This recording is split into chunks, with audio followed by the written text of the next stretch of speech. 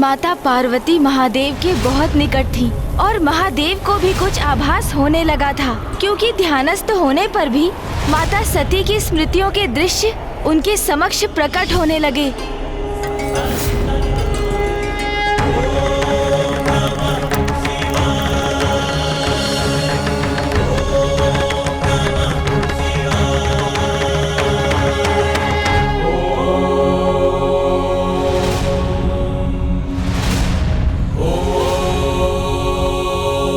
प्रतीत होता है कि महायोगी इसी गुफा में स्थित हैं।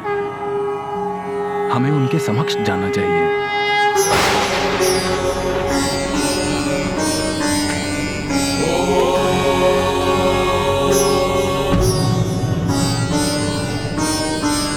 आओ पुत्री।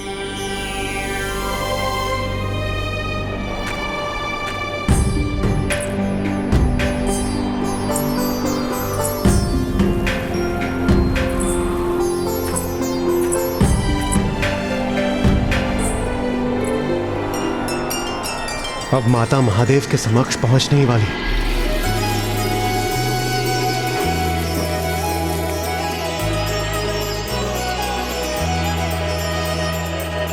पल पल बढ़े ताप ही उमा का, शिव से करने चली मिला। अनुपम ये संयोग अनोखा, होगा वे ये पुनर्मिला। व्याकुल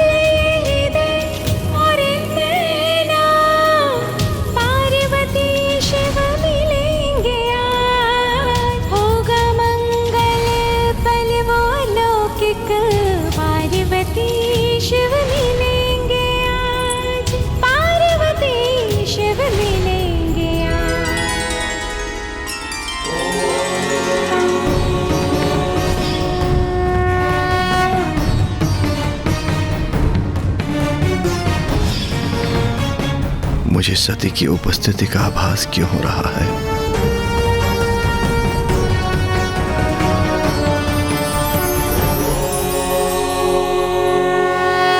प्रणाम प्रभु, प्रणाम प्रभु, प्रणाम प्रभु।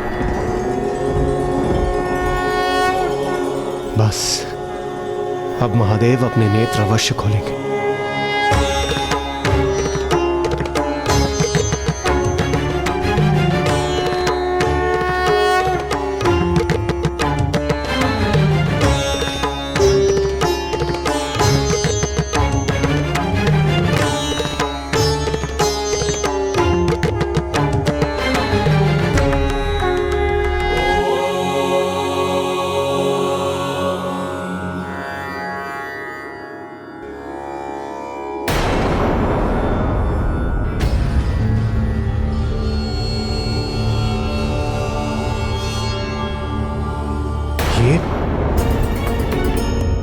महादेव ने अपने नेत्र बंद क्यों कर लिए? तो क्या महादेव ने देवी पार्वती को देखा ही नहीं? किंतु माता पार्वती तो वहीं थी उनके समक्ष, फिर महादेव की दृष्टि उन पर कैसे नहीं गई? क्योंकि उनके समक्ष होने पर भी महादेव के लिए तो माता अदृश्य ही थी। अदृश्य ही थी अर्थात?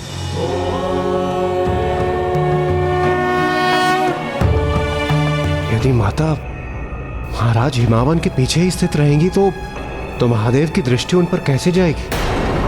जब तक माता महादेव के समक्ष नहीं आएंगी तो वो उन्हें देखने में असमर्थ ही रहेंगे। इन महायोगी जी ने तो मुझे देखकर भी अनदेखा कर दिया, किंतु क्यों? इसका क्या कारण है? पिताश्री, प्रतीत होता है कि महायोगी जी गहन ध्यान में हैं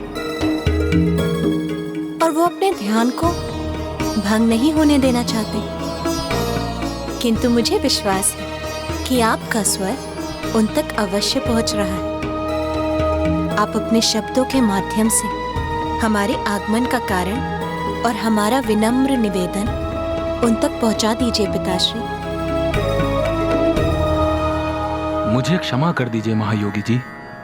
मैं पर्वतराज हिमावन आपके ध्यान में शमिक व्यवधान डालने का दुस्साहस कर रहा हूं, किंतु ये मेरा परम सौभाग्य है कि आप जैसे महान योगी ने मेरे राज्य में स्थित गुफा को ध्यान के योग्य मानकर उसे ध्यान के लिए चुना। महायोगी जी, मैं आपकी सेवा का प्रार्थी हूं और इसी मंतव्य से आपके पास एक अनुरोध लेकर आया हूं।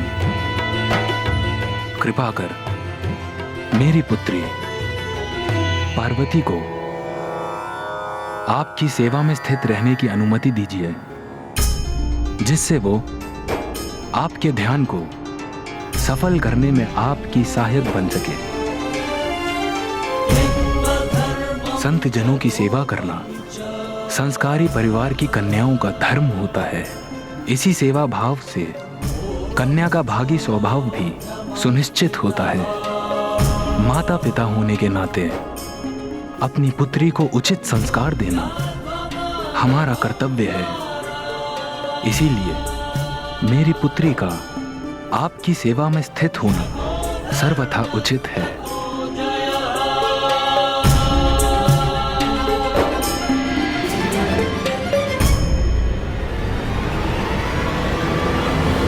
नाथ, महादेव महाराज हिमावन के वचनों को सुनकर भी उन्हें अनसुना क्यों कर रहे हैं?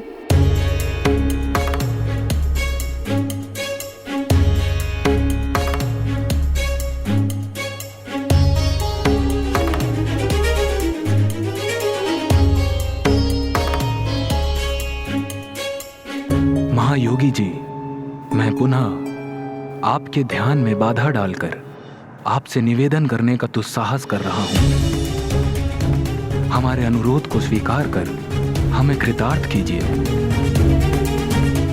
मेरी पुत्री को अपनी सेवा करने की अनुमति दीजिए।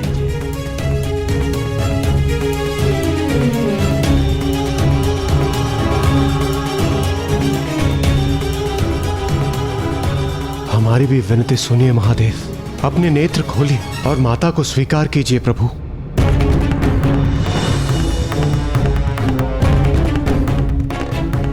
पिताश्री इतनी विनम्रता और निष्ठा से गुहार लगा रहे हैं, फिर भी महायोगी जी ने उनके उत्तर में एक शब्द भी नहीं कहा। महायोगी जी, पिताश्री,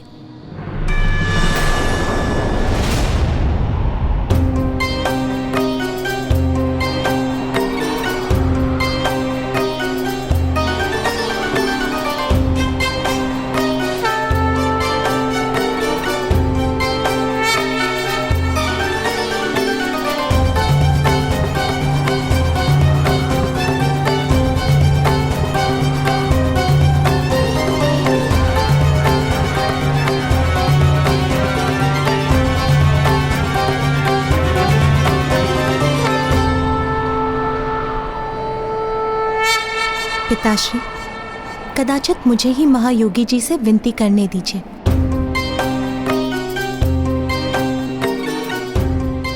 कदाचित यही उचित होगा। जब माता महादेव से कुछ कहेंगी तो महादेव उनका स्वर पहचान लेंगे और उन्हें अपनी दृष्टि से देखने के लिए अपने नेत्र खोलेंगे।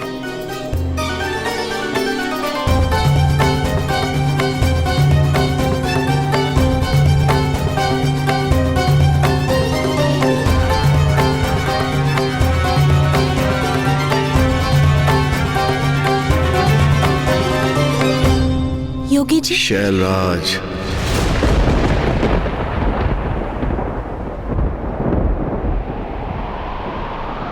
ये स्वर इतना चिर परिचित क्यों लग रहा है? ये स्वर मुझे जैसे ये तो मेरे कण कण में, मेरे रोम रोम में बसा हुआ है। कौन है ये महायोगी और इनसे क्या संबंध है मेरा?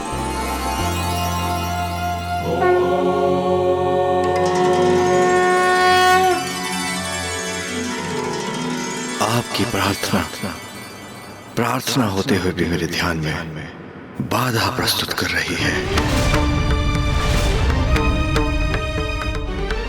अपनी पुत्री को योगी की सेवा में रखना चाहते हैं। विद्वान होते हुए भी ये भली भांति ज्ञात है आपको कि वेदों के विद्वानों ने नारी को माया रूपणी कहा है।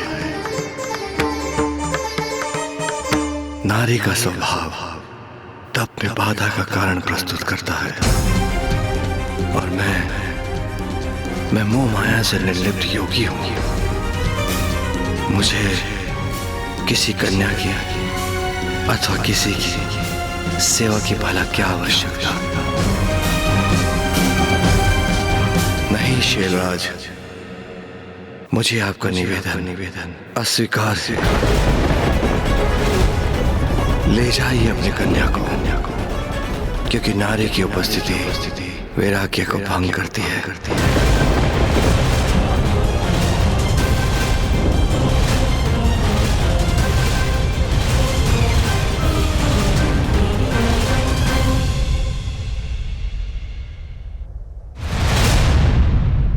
ये महादेव ने क्या कर दिया? महाराज हिमावन तो देवर्षि नारद के सुझाव पर ही अपनी पुत्री माता पार्वती को महादेव की सेवा में लेकर गए थे, किंतु महादेव ने तो एक प्रकार से माता का तिरस्कार ही कर दिया।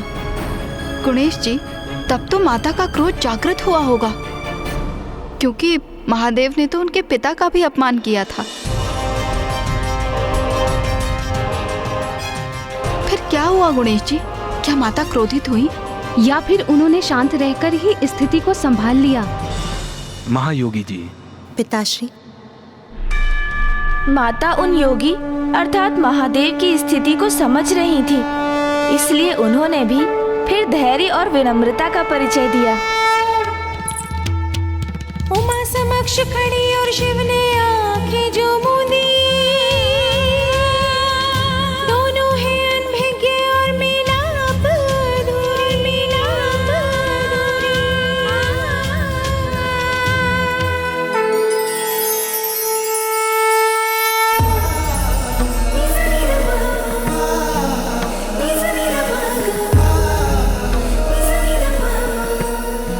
महादेव तो विरक्ति की अवस्था में है।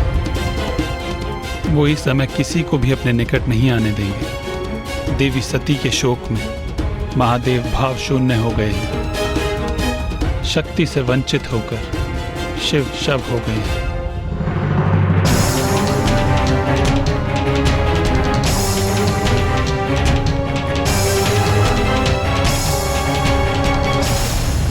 महादेव ने अपने नेत्र अवश्य बंद किए हैं, किंतु जब वो देवी पार्वती का स्वर सुनेंगे तो उनके स्वर को पहचान कर अवश्य कोई प्रतिक्रिया देंगे। प्रणाम प्रभु, प्रणाम प्रभु, प्रणाम प्रभु, प्रणाम प्रभु।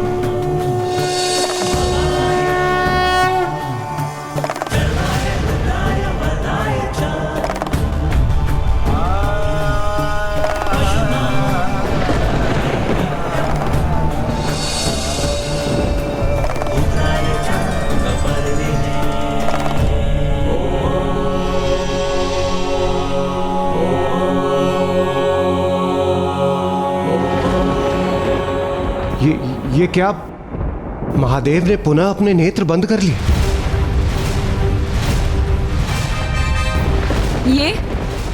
ये क्या हुआ नाथ? ये तो मेरी समझ से ही परे है। महादेव ने देवी पार्वती का स्वर सुना, उन्हें उनका आभास भी हुआ, जिसका भाव उनके मुख पर उत्पन्न हुआ। उन्होंने अपने नेत्र भी खोले, फिर वो पुनः अपने ध्यान में क्यों चले गए नाथ? प्रिय, महादेव देवी सती के वियोग में इतने व्याकुल हैं कि उनके नेत्र सर्वत्र देवी सती को ही ढूंढते हैं। प्रत्येक स्वर में उन्हीं का स्वर ढूंढते हैं महादेव।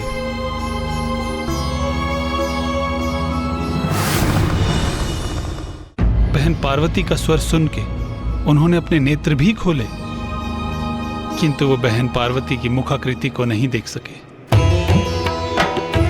ध्यान की अवस्था में अगर उन्हें कुछ दिखाई भी दिया तो मात्र एक नारी की छवि, देवी सती नहीं, मात्र एक अन्य स्त्री। और देवी पार्वती ने भी महादेव को नहीं देखा, क्योंकि वो उनका सम्मान स्थापित रखने के लिए वो अपनी दृष्टि को महादेव के चरणों पर ही स्थिर किए हुए हैं।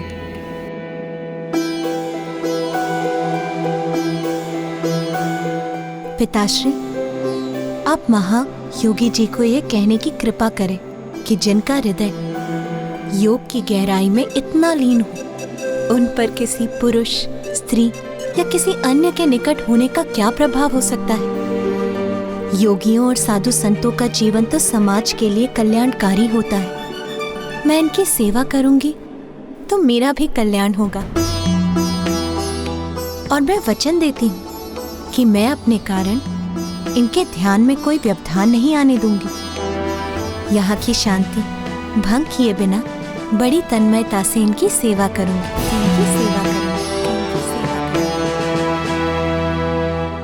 महायोगी जी, मेरी पुत्री को अपनी सेवा करने की अनुमति देकर हम पर कृपा कीजिए।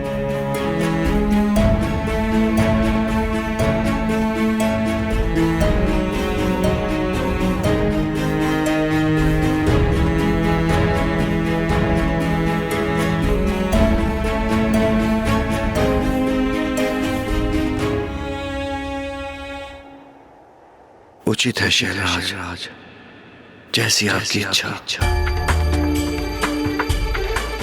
शैलराज, मैं आपकी पुत्री को अपनी सेवा में स्वीकार करता हूं।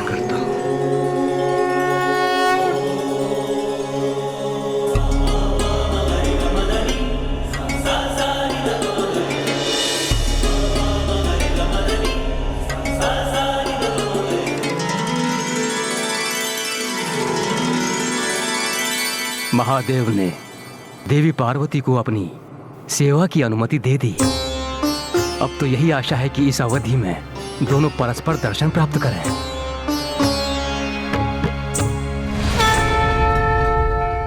और इस प्रकार देवी पार्वती को महादेव से उनकी सेवा करने की अनुमति प्राप्त हुई।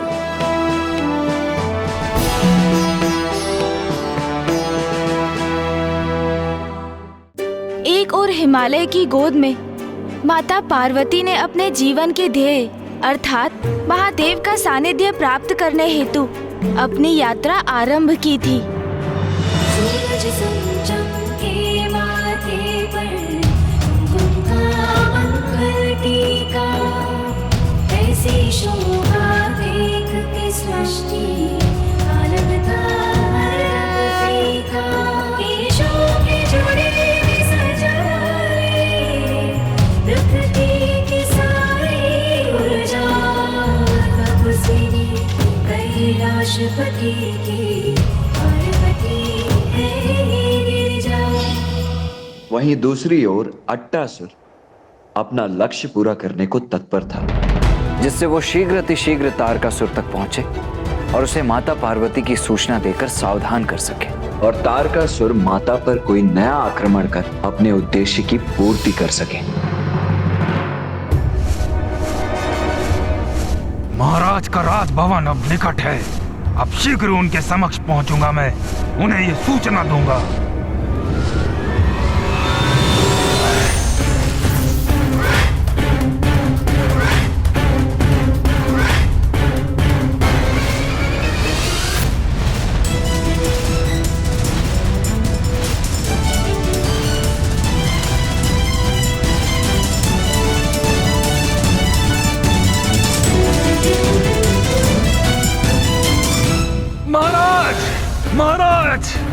महाराज, मुझे महाराज तारकासुर से भेंट करनी है। उन्हें एक महत्वपूर्ण समाचार देना है। हटो मेरे मार्ग से, भीतर जाने दो मुझे। रुक जाओ, भिक्षुकों को भीतर आने की अनुमति नहीं है। भिक्षुक नहीं हूँ मैं, अट्टासुर हूँ मैं। मंदबुद्धि समझाए हमें। अट्टासुर की मृत्यु को 16 वर्ष बीत चुके हैं। राजा हिमावन के राजभवन गए थे वो, वहीं उनका अंत हुआ था। अट्टासुर तो नहीं। हाँ, तुम उनके भूत अवश्य प्रतीत होते हो। दंडता मत करो, हटो मेरे मार्ग से। ए भिक्षुक, तू साहस मत कर, दूर हट। महाराज तक कैसे पहुंचूं मैं?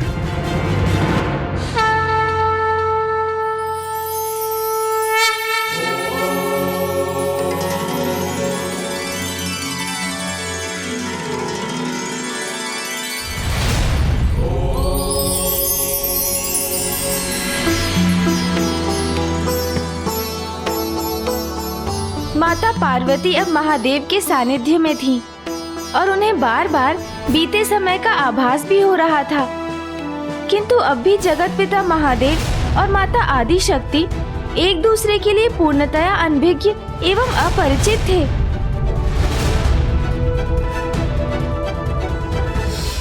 ये कैसा स्वप्न जैसा दृश्य उत्पन्न हुआ। ऐसा प्रतीत हुआ मुझे जैसे किसी बीते हुए समय की पुनरावृत्ति हुई हो। एक ओर माता पार्वती महादेव की सेवा में लीन थी और दूसरी ओर महादेव अपने ध्यान में। इसी प्रकार दिवस पर दिवस बीतते जा रहे थे। देवताओं की अधीरता बढ़ती ही जा रही। और फिर एक दिवस ऐसा भी आया जब सभी देवगण स्वयं इसमें हस्तक्षेप करने के लिए तत्पर हो गए। देवगण, यदि मैं कोई उपाय सुझाऊं जो हम देवता ही कर सकते हो, क्या आप सब मेरा साथ देकर सहयोग करने के लिए तैयार हैं? देवराज, क्या करना चाहते हैं आप? अब क्या उपाय सुझाया आपको? कामदेव, जो सबके भीतर काम को जागृत करते हैं, माता आदि शक्ति के प्रति महादेव के भीतर भी आकर्षण उत्पन्न कर इस कार्य में अब कामदेव ही हमारी सहायता कर सकते हैं। हमारे समक्ष अब यही एक अंतिम उपाय शेष है देवगण। वो मात्र और मात्र कामदेव ही हैं जो महादेव को माता आदि शक्ति के निकट ला सकते हैं। यदि व्यक्ति उचित प्रकार से अपनी बात को सामने वाले के समक्ष रखे तो परिस्थिति कैसी भी सरलता से प्रभावित कर सकता है।